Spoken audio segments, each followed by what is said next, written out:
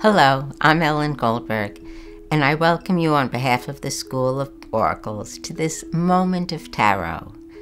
In this segment, we're going to look at the Whirl card, the final card in the entire Major Arcana. How wonderful it is to see the Whirl dancer here.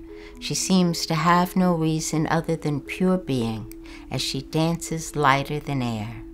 So it's a surprise to find out that she is ruled by the planet Saturn, the heaviest earthy planet of karma.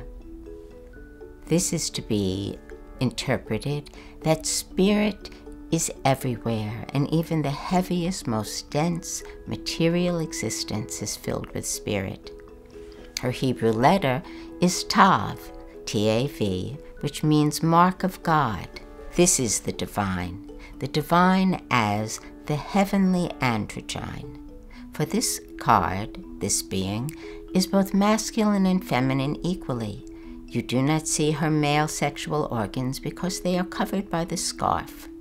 Now, we already know that the tarot is not shy. We have seen completely naked men in the Lover's card and elsewhere in the tarot.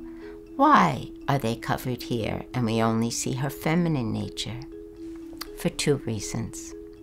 One is that the actual creative urge at the very heart of creation is a mystery. The other is that the universe is slightly predominantly feminine. And within ourselves, in both men and women, it is the feminine aspect, the receptive side, that is most open to the true self. But she is lighter than air. One foot is down, which shows the connection to earth. The other foot is up, which shows the soul's release. We have seen the great Hindu god Shiva, who is also called the dancer, who dances in the heart cave, in this very same pose in ancient statues. You'll notice that the heavenly Androdrine is dancing within a wreath. This wreath is called a mandorla, and if we had two circles that intersected, they would form that oval in their intersection. So it is a symbol of the union of opposites, and it's also a doorway, like a womb, because the heavenly Androdrine is going to be reborn as the Fool as a new cycle is about to start. In the four corners of the cards, just as we've seen them in the Wheel of Fortune, we see the four fixed signs of the zodiac, except here often the bull, in many versions of this card, looks down towards earth and manifestation. The two rods in her hands are not necessarily magic wands. They are the rods of involution and evolution, which are constantly taking place. This is called, their Hebrew letter is Tav, the mark of God, and it is the administrative intelligence. When we come to this card, we are dropping the personality and become a helper, a part of the cosmic government, so that we take care of our world, our universe.